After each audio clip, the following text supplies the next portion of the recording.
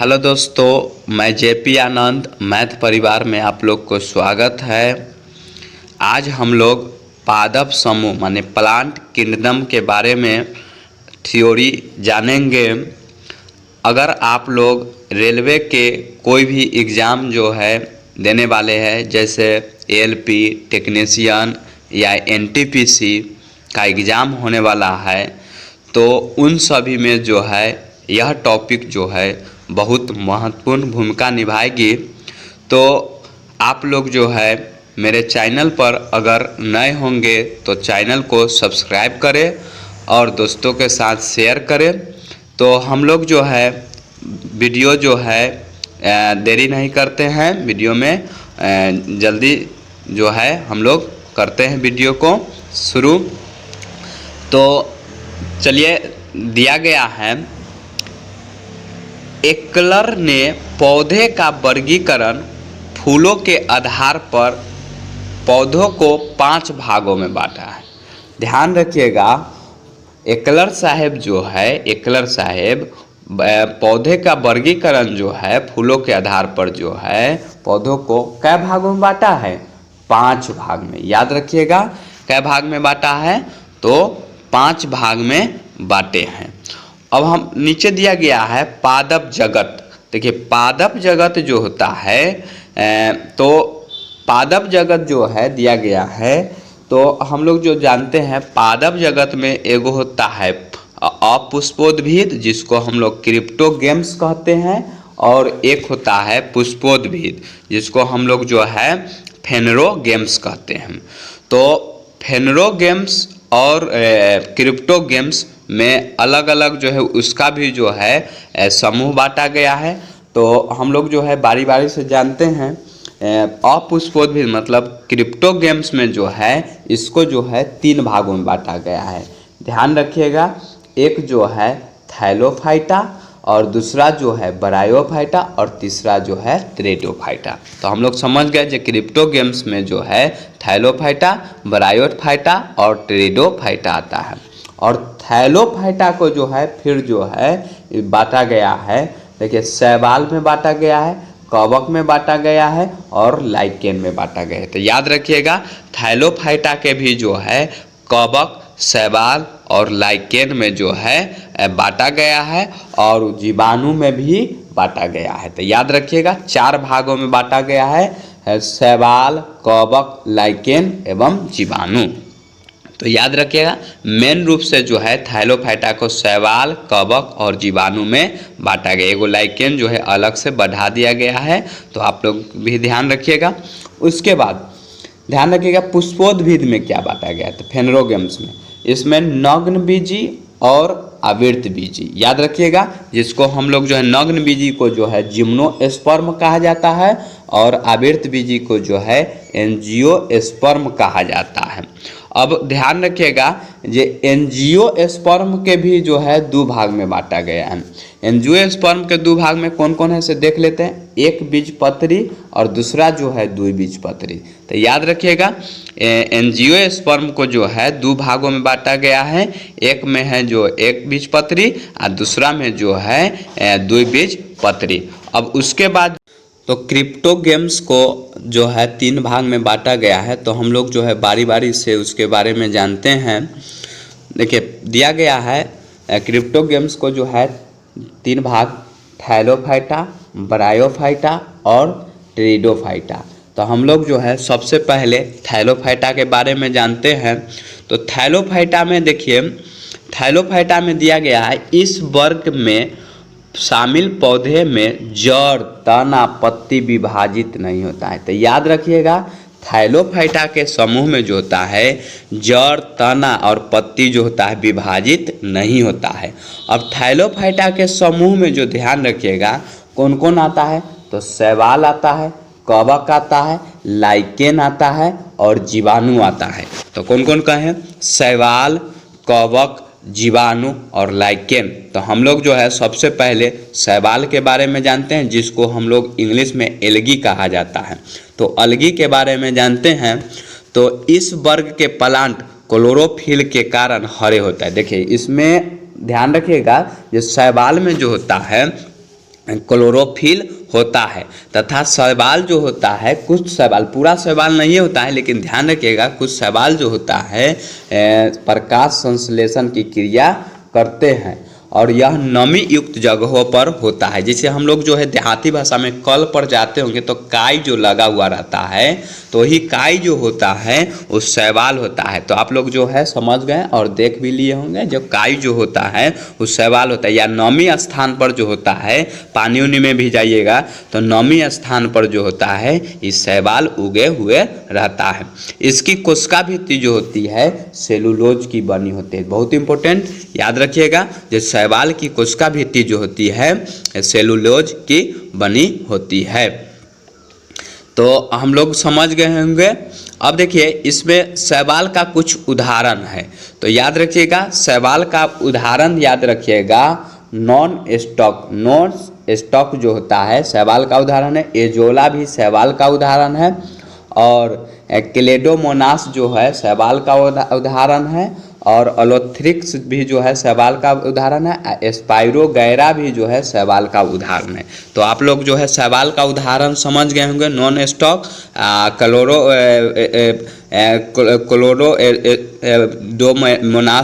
क्लोडोमोनास जो है शैवाल का उदाहरण है और स्पाइरोगैरा भी जो है शैवाल का, एजोला भी जो है शैवाल का उदाहरण। तो शैवाल का उदाहरण समझ गए, तो शैवाल से आप लोग को क्लियर हो गया होगा। फिर से हम लोग रिवीजन कर लेते हैं। शैवाल जो होता है हरा होने का कारण क्या है, तो क्लोरोफिल होता है। इसमें प्रकाश संश्लेषण की क्रिया होती है और नमी युक्त जगह पर होती है यह, और इसकी कोशिका भित्ति क्या चीज़ की बनी होती है, सेलुलोज की बनी होती है। उसके बाद हम लोग को कवक दिया गया है, तो कवक जो है कवक पढ़ना है।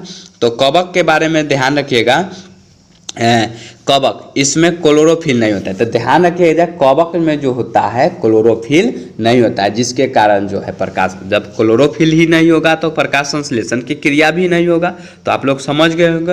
ये पौधे मृत जीवी तथा परजीवी रूप में जीवन यापन करते हैं। तो ध्यान रखिएगा मृत जीवी और परजीवी रूप में जो होता है ये पौधा जो होता है कवक जो है ध्यान रखिएगा पौधा का समूह है। तो इसको जो है मतलब जो है मृत जीवी और परजीवी रूप में जो है ये अपना जो है जीवन यापन करता है। इसकी कोशिका भित्ति जो होती है काइटिन की बनी होती है। तो याद हो गया होगा कवक की कोशिका भित्ति जो होती है किसकी बनी होती है, तो काइटिन की बनी होती है। कवक भोजन को शरीर से बाहर पचाकर अवशोषण कर लेता है। देखिए कवक जो होता है भोजन को शरीर से बाहर पचाकर अवशोषण फिर कर लेता है। तो याद रखिएगा एग्जाम्पलर का ही क्वेश्चन है। तो कवक जो होता है शरीर के बाहर, अगर जो पूछा जाएगा जो कवक शैवाल और जीवाणु में जो होता है शरीर के बाहर जो है पचाकर भोजन कौन अवशोषण करता है, तो कवक। याद रखिएगा इसका उदाहरण याद रखिएगा खमीर, फफूंदी और मशरूम, ये सब जो होता है ये कवक का उदाहरण होता है। तो याद हो गया होगा। राइजोपस में नलिकाकार सूत्र जैसी संरचना होती है जिसमें बीजाणु धनिया लगी रहती है, उसे हाइफे कहते हैं। तो याद रखिएगा राइजोपस में जो होता है नलिकाकार जो होता है एक संरचना होती है जिसमें बीजाणु धनिया लगी होती है। तो बीजाणु धनिया जो होता है उसी को हम क्या कहते हैं, हाइफे कहते हैं। तो आप लोग जो है समझ गए होंगे। तो आगे हम चलते हैं। उसके बाद दिया गया है लीचेन मतलब सहजीवी, याद रखिएगा, चाहे लाइकेन इसी को हम कहते हैं।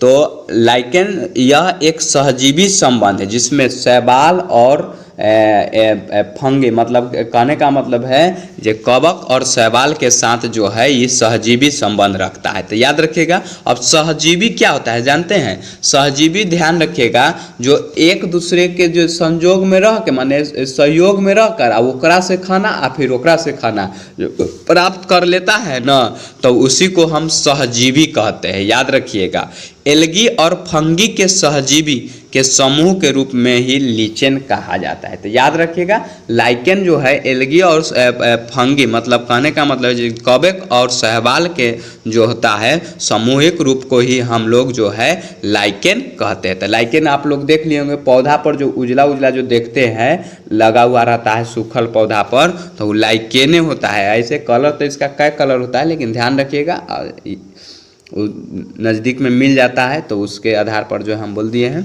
लाइकेन से प्रयोगशाला में अम्ल तथा क्षार के परीक्षण लिटमस पत्र प्राप्त किया। ध्यान रखिएगा, जो अम्ल और क्षार के जो होता है परीक्षण होता है प्रयोगशाला में, तो उससे जो है लिटमस पेपर जो निकाला जाता है, याद रखिएगा। तो लाइकेन से ही जो होता है लिटमस पत्र निकाला जाता है। लाइकेन जो है कौन समूह का पौधा है, तो याद रखिएगा कौन, क्रिप्टोगेम्स के। क्रिप्टोगेम्स में कौन आता है, तो थैलोफाइट आता है। तो आप लोग समझ गए होंगे। उसके बाद लाइकेन वैसा स्थान पर नहीं पाया जाता है जहाँ वायु अधिक होता है और जैव सूचक, ध्यान रखिए, जहाँ लाइकेन जहाँ वायु अधिक होता है वहाँ जो है नहीं पाया जाता, उसको हम क्या कहते हैं, बायो इंडिकेटर, मतलब जैव सूचक कहते हैं। याद रखिएगा, जैव सूचक कहते हैं। तो आप लोग समझ गए होंगे क्या कहें, जैव सूचक। तो आप लोग को याद हो गया होगा, जैव सूचक जहाँ लाइकेन स्थान पर नहीं पाया जाता वहाँ वायु जो होता है अधिक होता है, उसको हम क्या कहते हैं, जैव सूचक। अब हम लोग बैक्टीरिया के बारे में जानते हैं। तो बैक्टीरिया जो होता है, ध्यान रखिएगा, बैक्टीरिया जीवाणु एक कोशिकीय सरल जीव है। याद रखिएगा, जीवाणु जो होता है एक कोशिकीय सरल जीव है जिसकी कोशिका केंद्रक विहीन होता है। ध्यान रखिएगा, इसकी कोशिका में जो होता है केंद्रक नहीं होता है। तो जीवाणु में कोशिका केंद्रक नहीं होता है, याद रखिएगा। और जीवाणु की कोशिका भित्ति पेप्टिडोगल केंद्र से निर्मित होता है। याद रखिएगा, जीवाणु की कोशिका भित्ति जो होता है पेप्टिडोगल केंद्र से। तो हम लोग समझ गए होंगे, कवक के ध्यान रखिएगा काइटिन का बना होता है, और शैवाल के सेलुलोज का, और जीवाणु के पेप्टिडोगल केंद्र का निर्मित होता है। तो याद हो गया होगा तीनों का कोशिका भित्ति। जीवाणु द्विविभाजन के द्वारा जनन करते हैं। तो याद रखिए, बहुत इंपॉर्टेंट क्वेश्चन है। द्विविभाजन के द्वारा जो होता है जीवाणु जो होता है अपना जनन क्रिया करता है, जिसे हम अलैंगिक जनन कहते हैं। तो याद रखिएगा, जीवाणु में पूछा जाएगा कि ये कौन सा जो होता है जनन होता है, तो अलैंगिक जनन होता है। तो याद हो गया होगा, जीवाणु में कौन सा जनन होता है, तो अलैंगिक जनन होता है। तो आप लोग को समझ में आ गया होगा। उसके बाद दलहनी फसलों की जड़ों में पाए जाने वाला राइजोबियम जीवाणु वायुमंडलीय नाइट्रोजन को ग्रहण करके मृदा के उर्वरता को वृद्धि करता है। बहुत इंपॉर्टेंट क्वेश्चन। दलहनी पौधे में अगर ये पूछा जाएगा कि कौन सा जीवाणु पाया जाता है, तो राइजोबियम जीवाणु पाया जाता है। और राइजोबियम जीवाणु जो होता है ये क्या करता है, वायुमंडलीय नाइट्रोजन, वायुमंडल में जो होता है, आप सर्वाधिक मात्रा में याद रखिएगा, मतलब वायु में जो होता है नाइट्रोजन होता है 78%, तो उसमें से जो है ये जो नाइट्रोजन को ग्रहण करके उर्वरता को जो है ये वृद्धि करता है। तो याद रखिएगा, राइजोबियम जीवाणु। उसके बाद लैक्टोबैसिलस नामक जीवाणु दूध में उपस्थित लैक्टोज को लैक्टिक अम्ल में परिवर्तित कर देता है, जिससे दूध जो हो जाता है दही बदल जाता है। तो याद रखिएगा, लैक्टोबैसिलस नामक जीवाणु क्या करता है, तो लैक्टोज को न लैक्टिक अम्ल में बदल देता है। तो याद रखिएगा, लैक्टोबैसिलस नामक जीवाणु जो होता है ये दूध में जो होता है पाया जाता है लैक्टोज, और लैक्टोज को जो होता है क्या करता है, लैक्टिक अम्ल में परिवर्तन कर देता है। इसलिए जो है दूध जो हो जाता है क्या चीज़ हो जाता है, दही हो जाता है। किण्वन प्रक्रिया, याद रखिएगा, इस प्रक्रिया को हम क्या कहते हैं, किण्वन प्रक्रिया कहते हैं। किण्वन प्रक्रिया के द्वारा जो है ये सब होता है। उसके बाद दिया गया है ब्रायोफाइटा। तो हम लोग जो है ब्रायोफाइटा के बारे में जान जाते हैं। अब देखिए, ब्रायोफाइटा में अब हम लोग समझते हैं, जो ब्रायोफाइटा में इस समूह के पौधे में जड़, तना एवं पत्ती पूर्ण विकसित नहीं होते हैं। कुछ विकसित होता है लेकिन पूर्ण रूप से विकसित नहीं होता है, ध्यान रखिएगा। तो ब्रायोफाइटा में जो है ध्यान रखिएगा, जड़ तना उसमें तो विकसित नहीं होता था, लेकिन इनमें पूर्ण रूप से विकसित नहीं, मतलब थोड़ा सा होता है लेकिन पूर्ण रूप से नहीं होता है, याद रखिएगा। तो इस समूह के पौधा में ना, ब्रायोफाइटा के समूह के पौधा में जड़, तना और पत्ती जो होता है पूर्ण रूप से विकसित नहीं होता है।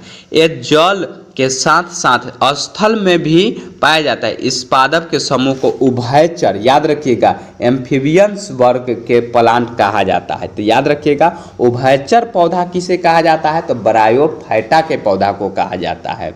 अब इस पौधा के अंतर्गत याद रखिएगा कौन कौन आता है?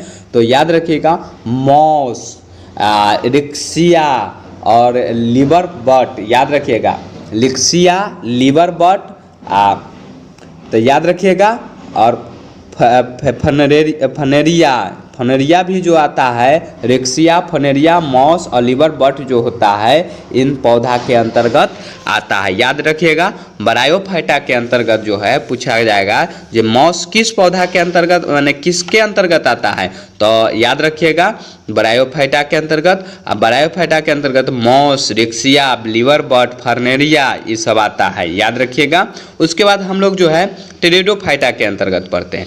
तो टेरिडोफाइटा में ध्यान रखिएगा, इस वर्ग के पौधे में जड़, तना एवं पत्ती का विकास होता है। तो याद रखिएगा, टेरिडोफाइटा में जो होता है जड़, तना एवं पत्ती का विकास होता है। तो याद रखिएगा, टेरिडोफाइटा में जो होता है जड़, तना, पत्ती होता है। और इसमें जो होता है ई फर्स्ट लैंड माने प्लांट ऑफ ग्रुप, माने भूमि पर विकसित होने वाला प्रथम पादप समूह है। याद रखिएगा, ये पूछा जाएगा जो भूमि पर विकसित होने वाला प्रथम पादप समूह कौन है? तो टेरिडोफाइटा है। इसमें इसके अंतर्गत याद रखिएगा फर्न आता है, और इसके बाद सैल्मोनेला आता है, सैल्मोनेला, और लाइकोपोडियम भी आता है। तो याद रखिएगा, लाइकोपोडियम, फर्न, साल्मोनेला भी आता है। तो आप लोग जो है ध्यान रखिएगा, फर्न, लाइकोपोडियम। और टेरिडोफाइटा में पुष्प नहीं होता है। तो याद रखिएगा, टेरिडोफाइटा में जड़, तना, पत्ती तो होता है लेकिन पुष्प इसमें नहीं होता है। तो फर्न में पुष्प होगा? नहीं होगा, याद रखिएगा। लाइकोपोडियम में होगा? तो नहीं होगा, लेकिन जड़, तना, पत्ती होगा। तो हम लोग को याद हो गया होगा, जब आप लोग को याद हो गया जब टेरिडोफाइटा में जो होता है जड़, तना और पत्ती होता है लेकिन पुष्प नहीं होता है। और स्वपोषी कार्बोहाइड्रेट को स्टार्च के रूप में भंडारित रखता है। तो स्वपोषी जितना पौधा होता है ना, वो कार्बोहाइड्रेट को ना स्टार्च के रूप में रखता है। याद रखिए, आहार श्रृंखला में स्वपोषी प्रथम स्थान आता है। याद रखिएगा, जो स्वपोषी जो होता है आहार श्रृंखला में जो होता है प्रथम स्थान आता है, और प्रथम पोषी स्तर भी बनाते हैं। याद रखिएगा, यह जो होता है कार्बोहाइड्रेट का संश्लेषण कार्बन डाइऑक्साइड और जल से तथा सूर्य के प्रकाश संश्लेषण क्लोरोफिल के उपस्थिति में करता है। देखिए, कार्बोहाइड्रेट का संश्लेषण जो होता है ना, ये कार्बन डाइऑक्साइड और जल से जो है सूर्य के प्रकाश के क्लोरोफिल के उपस्थिति में ये कर लेता है। तो आप लोग को समझ में आ गया होगा। उसके बाद हम आगे चलते हैं। आगे दिया गया है फेनरो गेम्स। हम लोग जो है क्रिप्टो गेम्स के बारे में हम लोग फरिया लिए हैं। उसके बाद जो है हम लोग जो है फेनरो गेम्स के बारे में जानते हैं। तो फेनरो गेम्स के बारे में हम लोग जानते हैं। फेनरो गेम्स के जो है दो भाग में हम लोग पीछे पढ़े हैं, दो भाग में विभाजित किया गया है, जिसको एक में है जिम्नोस्पर्म और दूसरा जो है एंजियोस्पर्म, जिसको हम लोग जो है अनग्न बीजी या अनावृत बीजी, और एंजियोस्पर्म को जो है आवृत बीजी कहते हैं, जिसमें बीज पाया जाता है। इसमें जो है नग्न बीजी में नहीं पाया जाता है। तो देखिए, तो हम लोग जो है आवृत बीजी को भी जो है दो भाग में बांटा गया है। तो एक बीजपत्री और दूसरा जो है द्विबीजपत्री। तो हम लोग जो है पुष्पीय पौधा माने फेनरो गेम्स के बारे में जो है बारी बारी से जानते हैं। तो हम लोग जो है पढ़े हैं कि इसको दो प्रकार में बांटा गया है। एगो होता है नग्न बीजी या दूसरा जो होता है आवृत बीजी। इंग्लिश में याद रखें, रेलवे में बहुत सारा यहाँ से क्वेश्चन पूछा गया है। तो जिम्नोस्पर्म और एंजियोस्पर्म, मतलब इंग्लिश में भी याद रखिएगा। तो हम लोग जो है बारी बारी से देखते हैं। नग्न बीजी या आवृत बीजी, जिसको हम लोग जिम्नोस्पर्म कहते हैं, इस समूह के पौधे में जड़, तना, पत्ती, फूल, बीज पाए जाते हैं किंतु फल नहीं होता है। तो हम लोग समझ गए होंगे कि आप लोग समझ गए होंगे कि इसमें जो होता है जड़, तना, पत्ती, फूल तो पाया जाता है, बीज भी पाए जाते हैं, लेकिन फल इसमें नहीं होता है। तो याद रखिएगा, नग्न बीजी पौधा में जो होता है जड़, तना, पत्ती, फूल और बीज पाया जाता है, लेकिन फल नहीं होता है। याद रखिएगा, बीज किसी भी प्रकार के आवरण में बंद नहीं होता है। तो किसी भी प्रकार के आवरण में जो होता है बंद नहीं होता है। इसके अंतर्गत याद रखिएगा, फर आता है, स्प्रूस आता है, केदार आता है, पाइन आता है, मेटा आता है, याद रखिएगा, और साइकस आता है। इन सभी के अंतर्गत जो है साइकस पूछा जाएगा, ये किसके अंतर्गत आता है? तो नग्न बीजी पौधा के अंतर्गत आता है। अब हम लोग जो है आवृत बीजी के अंतर्गत पढ़ते हैं। तो आवृत बीजी इस समूह में जड़, पत्ती, तना, फूल, बीज सब पाया जाता है। याद रखिएगा, इसमें सभी अंग पाया जाता है। तो हम लोग जो है समझ गए होंगे, आवृत बीजी में जो है जड़, तना, पत्ती और फूल, बीज सब पाया जाता है। बीज फल के अंदर होता है, जैसे आम, जामुन, लीची, धान, गेहूं, मक्का आदि। ध्यान रखिएगा, बीज जो होता है फल के अंदर होता है। आम के देखते हैं जो फल के अंदर होता है बीज, और जामुन में भी देखते हैं, लीची में भी देखते हैं, धान में भी देखते हैं, गेहूं, मक्का, इस सभी में जो होता है बीज जो होता है। अब आवृत बीज जो होता है दो प्रकार के होता है। क्या प्रकार के होता है? दो प्रकार। नोट में दिया गया है, टेरिडोफाइटा और जिम्नोस्पर्म में जल संवहन के लिए विशिष्ट उत्तक पाया जाता है। तो याद रखिएगा, ये टेरिडोफाइटा और जिम्नोस्पर्म में जो होता है विशेष प्रकार के संवहन उत्तक पाया जाता है। उसके बाद आगे दिया गया है एक बीजपत्री, दो भाग में बांटा गया है। तो हम लोग जो है दो भाग में देखते हैं। तो ये पहला देखते हैं कि उसका एक बीजपत्री। एक बीजपत्री वैसा बीज जो प्राकृतिक रूप से दो बराबर भाग में नहीं बढ़ता हो, उसे हम एक बीजपत्री कहते हैं। देखिए, इसके पत्तियों में समांतर विन्यास पाया जाता है। ध्यान रखिएगा, धान समांतर विन्यास बड़का बड़का जो है पाया जाता है। जैसे बरकर का पत्ता होता है, लंबा होता है, समांतर विन्यास। देखते हैं कि जो धान जो है, धान में जो है दो भाग में बांटते हैं धान को, बीज को तो नहीं बांटते हैं। तो एक ये समांतर रूप से जो है, मतलब प्राकृतिक रूप से दो भाग में बंटल रहेगा ना, तो वो जो होता है मतलब दो बीजपत्री होता है। प्राकृतिक रूप से एक बीज में बटा हुआ रहता है, तो उसको हम एक बीजपत्री। जैसे गेहूं के देखते हैं तो गेहूं में भी एक बीजपत्र होता है, मक्का में भी एगो बीजपत्र होता है, लीची में भी एगो बीजपत्र होता है, खजूर में भी देखते हैं तो एक बीजपत्र, कटहल में एक बीजपत्र। तो इस तरह के पौधे में ध्यान रखिएगा, उसमें जो होता है एक बीजपत्री होता है। एक बीजपत्री रेशेदार जड़ पाया जाता है। ध्यान रखिएगा, एक बीजपत्री में जो होता है रेशेदार माने जड़ पाया जाता है। तो ये भी आप लोग को याद हो गया जो एक बीजपत्री में जो होता है रेशेदार बीज पाया जाता है। देखिए, समझते हैं हम लोग रेशेदार बीज माने जड़ क्या होता है से। देखे होंगे आप लोग, अगर तार के पौधा देखे हैं तो तार के पौधा में देखते हैं जो गुलिया गुलिया के रहता है। प्याज तो आप देखे होंगे, प्याज देखिए, प्याज से समझ लेते हैं। तो प्याज देखते हैं तो उसमें गुलिया गुलिया के रेशेदार लेखा, रेशा लेखा निकला हुआ रहता है, छोटा छोटा अथी जड़। तो वही जो होता है रेशेदार जड़ होता है, याद रखिएगा।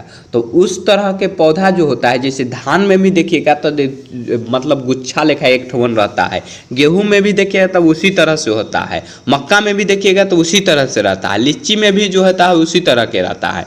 तो आप लोग जो है समझ गए होंगे जो रेशेदार जड़ पाया जाता है, और सभी में नहीं होता है, कुछ मतलब जो है कुछ अपवाद में भी होता है, याद रखिएगा।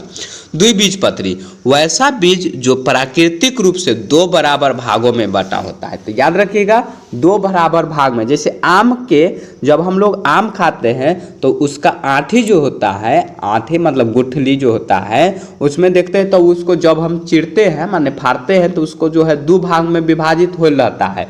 तो जो होता है द्विबीजपत्री होता है, याद रखिएगा। जामुन में भी याद रखिएगा, काजू में भी 2 भाग में बटल देखिएगा, मूंगफली में भी देखिएगा तो मूंगफली जैसे बादाम में भी देखिएगा तो 2 भाग में बटा हुआ रहता है। तो द्विबीजपत्री और एक बीजपत्री आप लोग को अच्छी तरह से समझ में आ गया होगा। आगे हम लोग बढ़ते हैं।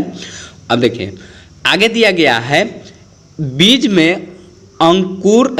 में अंकुरन निकलने की क्रिया को अंकुरन कहते हैं। देखिए अंकुरन निकलने की प्रक्रिया को ना अंकुरन कहते हैं। देखिए देख रहे हैं जी ये अंकुरा हुआ है, तो बीज में जो है ये अंकुरा हुआ है वो जो है अंकुरन निकलने की प्रक्रिया को जो है हम अंकुरन कहते हैं। बीज में अंकुरन के लिए जो है नमी, ऑक्सीजन और तापमान की जरूरत होती है, याद रखिएगा। बीज में जो होता है अंकुरे के लिए जो होता है नमी, ऑक्सीजन और तापमान की जरूरत होना जरूरी है। अंकुरे के लिए बहुत इंपॉर्टेंट क्वेश्चन है, याद रखिएगा ये बात की। उसके बाद बीज में अंकुरन के लिए प्रकाश तथा उर्वरक की आवश्यकता नहीं है। ध्यान रखिएगा तापमान रहना जरूरी है लेकिन प्रकाश की कोई आवश्यकता नहीं होता है, तो याद रखिएगा। उसके बाद उर्वरक मतलब जो है रसायन पदार्थ का भी जो है कोई ज़रूरी नहीं होता, वो अकुर जाता है। जैसे हम लोग जो है चना उना को जो है देखते हैं कि जो रखते हैं तो उसमें हम भिजा देते हैं, भिजा हुआ रहता है तो उसमें अकुर जाता है, देखते हैं। उसके बाद अंकुरन के उपरांत बीज से 2 संरचनाएं विकास होती है। देखिए बीज से जो होता है 2 संरचनाएं विकास होता है, तो हम लोग आगे देख रहे हैं बीज से 2, एगो ऊपर की तरफ निकलता है, एगो नीचे की तरफ निकलता है। तो हम लोग आगे पढ़ लेते हैं, उसके बारे में है दिया गया है जे ऊपर क्या होता है और नीचे क्या होता है। देखिए अब देखिए ऊपर की ओर जो पृथ्वी के ऊपर की ओर जो वृद्धि करता है, जैसे बीज डालें तो पृथ्वी के ऊपर की ओर एगो आता है, एगो नीचे की ओर जाता है, तो 2 तरह के निकलता है। उसके उपरांत अंकुरन के उपरांत तो हम लोग जो है बीज के ऊपर जो जाता है उसको हम लोग जो है परांकुर कहते हैं, जिसको हम लोग जो है तना उना में जो होता है, फूल उल में जो होता है, परांकुर से जो होता है फूल उल तना उना जो है विकास हो जाता है। तो हम लोग जो है इससे जो है परांकुर से विकसित होकर पत्ती तना, फूल का निर्माण होता है। इस समूह को पररोह कहते हैं। ध्यान रखिएगा परांकुर से जो तना, पत्ती, फूल का विकास होता है तो उस समूह को हम लोग क्या कहते हैं, पररोह कहते हैं। तो आप लोग को समझ में आ गया होगा पररोह क्या होता है इसे। उसके बाद पृथ्वी के अंदर भी जाता है, तो पृथ्वी के अंदर जाता है उसको हम लोग जो है मूलांकुर कहते हैं, रेडिकल, इंग्लिश में रेडिकल कहा जाता है। तो हम लोग जो है समझ गए होंगे, आप लोग समझ गए होंगे जो परांकुर क्या होता है, मूलांकुर क्या होता है। तो जब बीज हम डालते हैं, बाऊ करते हैं, तो उसमें ऊपर की ओर जाता है तो उसको हम परांकुर कहते हैं, और नीचे की ओर आता है उसको हम लोग मूलांकुर कहते हैं। तो समझ गए होंगे। उसके बाद दिया गया है यह पृथ्वी के नीचे की ओर विकसित होता है। ध्यान रखिए, अभी तुरंत हम बोले कि जो पृथ्वी के नीचे की ओर विकसित होता है उसको हम मूलांकुर कहते हैं। इससे जो होता है जड़ का निर्माण होता है। तो आप लोग समझ गए होंगे जो मूलांकुर से जो होता है जड़ का निर्माण होता है नीचे तरफ। अब हम लोग जो है बारी बारी से जानते हैं जड़। सबसे पहले दिया गया है जड़, तो जड़ के बारे में हम लोग जानते हैं। देखिए जड़ जो होता है यह मुख्य रूप से जड़ का विकास होता है, माने जड़ जो होता है जड़े के विकास करता है, जिसे हम टैप रूट कहते हैं। देखिए रेडिकल से मुख्य जड़ का विकास होता है, उसको हम लोग जो है क्या कहते हैं, टैप रूट कहते हैं, जिसको हम लोग मूसला जड़ भी कहते हैं। टैप रूट शाखा के रूप में विभाजित हो जाता है। देखिए टैप रूट जो होता है ना शाखा के रूप में विभाजित हो जाता है। देखते हैं कि जो बड़ा बड़ा अलग अलग भाग जाता है, शाखा डार के रूप में जो होता है बहुत बहुत दूरी तक भाग जाता है। उस जड़ को हम लोग जो है अपस्थानिक जड़ कहते हैं। तो याद रखिएगा टैप रूप जो होता है शाखा के रूप में जब विभाजित होता है उसको हम लोग जो है अपस्थानिक जड़ कहते हैं।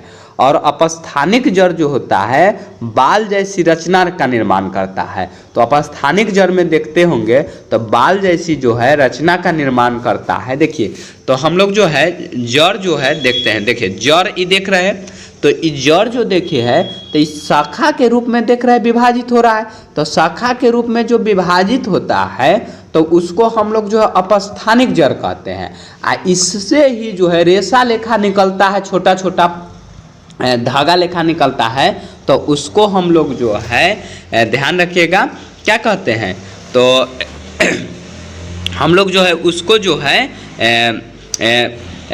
मूल रोम कहते हैं। तो याद रखिएगा उसको हम लोग जो है जो अपस्थानिक जड़ से जो है बाल के जैसी संरचना निकलता है उसको हम लोग मूल रोम कहते हैं। अब मूल रोम का निर्माण जो होता है 1 सेल से होता है। याद रखिएगा मूल रोम का निर्माण जो होता है 1 सेल से माने एक कोशिका से होता है। यह भूमि के अंदर बढ़ता है, तो ध्यान रखिएगा, और गुरुत्वानुवर्तन बढ़ता है। तो ध्यान रखिएगा पूछता है जड़ जो होता है किस तरफ बढ़ता है, तो गुरुत्वानुवर्तन बढ़ता है। अब हम लोग जड़ का कार्य समझते हैं। तो जड़ का कार्य जो होता है जड़ के कार्य जो होता है पौधे को मिट्टी से जड़ जकड़े रहता है। ध्यान रखिएगा जिससे पौधे का ताकत मिलता है। देखिए पौधे जो होता है ना, पौधा जो होता है ये मिट्टी को जो होता है, जड़ जो होता है पौधे के जड़ जो होता है वो मिट्टी को जकड़ा हुआ रहता है और जड़ को जो माने पौधों को ताकत भी प्रदान करता है, मतलब खड़ा होने का जो है सहारा प्रदान करता है। मूल रोम के द्वारा मिट्टी से जल खनिज को अवशोषित किया जाता है। ध्यान रखिएगा मूल रोम माने जड़ के द्वारा जो होता है मिट्टी से जो होता है खनिज जल का निर्माण मतलब जो है ग्रहण करने लगता है। जड़ में पॉजिटिव माने जियोट्रोपिज्म तथा निगेटिव प्रोट्रोपिज्म पाया जाता है। देखिए ध्यान रखिएगा जड़ में जो होता है पॉजिटिव जियोट्रोपिज्म पाया जाता है, निगेटिव फोटोट्रोपिज्म पाया जाता है। याद रखिएगा पूछता है क्वेश्चन इंपॉर्टेंट है। जियोट्रोपिज्म पॉजिटिव पाया जाता है और फोटोट्रोपिज्म जो होता है निगेटिव पाया जाता है। याद हो गया होगा आप लोग को। और उसके बाद दिया गया है यह भोजन को संग्रह करने का काम करता है। तो याद रखिएगा भोजन को जो है संग्रह करने का काम करता है जड़ मुख्य कार्य अलावा, देखिए इसके अलावा जो है अन्य भी कार्य होता है इसका। यह जड़ पौधे में बने भोजन को संचित करने का काम करता है। जैसे गाजर जो होता है जड़ का उदाहरण है। मूली, शलजम, शकरकंद, चकुंदर ये सब किसके उदाहरण है, तो जड़ का उदाहरण है। तो याद रखिएगा जड़ का उदाहरण आप लोग को समझ में आ गया होगा। गाजर, मूली, शलजम, शकरकंद, चकुंदर ये सब जो होता है जड़ का उदाहरण होता है। कुछ जड़ तनों के विकसित होते हैं, जैसे वृद्धि करके जमीन को स्पर्श कर देता है, उसको हम स्तंभ जड़ कहते हैं। जैसे देखे होंगे बरगद के पेड़ देखे होंगे, चाहे रबर का पेड़ या पीपर के पेड़, इसमें देखते हैं जो डांर से जो होता है शाखा से जो होता है निकला हुआ रहता है और उन शाखा से निकल कर जो है फिर जो है पृथ्वी के अंदर जो है स्पर्श कर जाता है, माने धंस जाता है। तो आप लोग ऐसा देखे होंगे बरगद उरगद के पेड़, उसमें देखे होंगे जो ऊपर से डांर से निकल जाता है और वो जो जड़े होता है, जड़ जो होता है वो फिर जो है धरती से टच करके मतलब जो उसमें या तो घुस जाता है तो टच रहता है, उसी को हम लोग स्तंभ जड़ कहते हैं। याद रखिएगा। और प्रोप्ट रूट के मदद से जो है उसको ताकत मिलते रहता है। तो ये सभी जो है इसमें कौन सा पौधा उसमें होता है, तो बरगद होता है, रबर का पेड़ होता है और पीपल के पेड़ होता है उसके अंतर्गत। याद रखिएगा जड़ में नोड और इंटरनोड नहीं पाया जाता है। तो याद रखिएगा जड़ में जो होता है नोड एवं इंटरनोड नहीं पाया जाता है। तो आप लोग को समझ में आ गया होगा कि ये जड़ जो होता है इसमें नोड और इंटरनोड नहीं पाया जाता है। उसके बाद हम लोग जो है तना के बारे में जानते हैं। तो तना जो होता है जिसको हम लोग इंग्लिश में स्टेम कहते हैं, इसमें नोड और इंटरनोड पाया जाता है। तो याद रखिएगा तना में जो होता है नोड एवं इंटरनोड पाया जाता है। इसका विकास पृथ्वी के विपरीत तथा प्रकाश के दिशा में, देखिए जड़ का विकास हम लोग देखे हैं तो गुरुत्वानुवर्तन होता है, माने गुरुत्वाकर्षण के द्वारा होता है, माने उसका आते हैं। इसमें जो होता है पृथ्वी के विपरीत ऊपर की तरफ है, प्रकाश के दिशा में होता है, इसलिए जो है इसको जो है प्रकाश अनुवर्तन हम लोग कहते हैं। याद रखिएगा या फोटोट्रोपिज्म कहते हैं।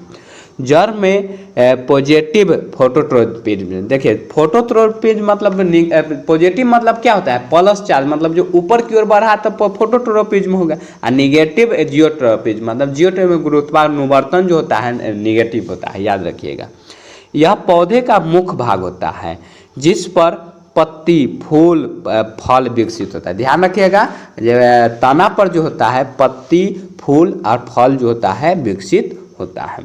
उसके बाद जो है दिया गया है तना पौधे को ताकत प्रदान करता है। तो याद रखिएगा, तना जो होता है पौधे को जो है ताकत प्रदान करता है।